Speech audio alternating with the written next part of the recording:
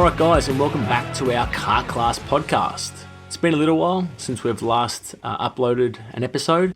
What we're going to try and do with our next little mini-series is talking about some USA kart tracks, how to get involved in some of these different facilities around the country, but also just giving it just a review on what we thought it was like driving at these places, who we drove for when we leased some kart packages, and just a general sense on, what it was actually like to race at these tracks. The first track that we've got in our little mini-series is going to be talking about the Newcastle Motorsports Park in Indiana. So we were fortunate enough late last year to receive a package from the MPG Motor Sports Group of Chase Jones, Race Liberante, and also Billy Vincent as well. So got to drive a KA kart in the Kart Republic chassis, and we just hired a van and cruised out to Newcastle Motorsports Park, which is one of the closest facilities to their workshop. Our first impressions of the track is it's very wide open, so long straights. It does have a couple of hairpin corners in there that lead onto long straights, but a very fast and flowing racetrack. One you can really try and run a low sprocket on, and it's where momentum is key. Like if you're making these mistakes out of the hairpin corners and you have to gear it for your mistakes, you're going to be screwed because down the straights you're going to be a sitting duck on those long straights. So and look, a general sense on the facility itself, a nice club room, so got a bit of history in there with some of the past drivers that have raced in there with, I'm pretty sure the owner is Mark Dismore, so a former IndyCar driver, I'm not sure if he's an IndyCar winner, and the Comet Kart sales guys, Mark Dismore Jr., building the engines and having their warehouse full of spare parts as well. So really accessible for a driver to go to the track, have support there, have spare parts there.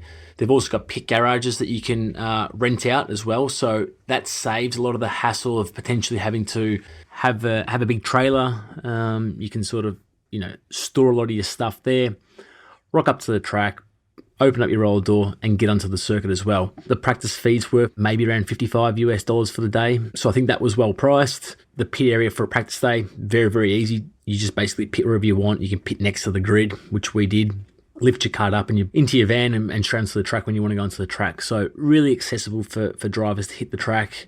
The one thing I would say about the actual practice itself was they sort of allow a lot of different karts on the track, which can be a little bit daunting for the low performance category. So we had shifter karts on track with cadet karts. And as we're talking about these long straights, I'd hate to think what these shifter karts are doing on the straight line. They have to be hitting probably, 85 mile an hour. I'm only guessing, maybe even faster.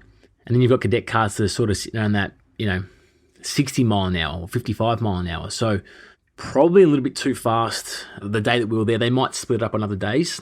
Yeah, at some of those speeds, like I was driving past in a KA kart thinking I'm just cruising by a cadet car quite easily. And then all of a sudden, bang, a shifter kart just goes straight past you. So yeah, a little bit daunting for a newcomer if you're starting out. I think that's, a split of classes might be a little bit more beneficial for those guys. But like I said, the racetrack itself, there's plenty of inside curbs that you can attack there.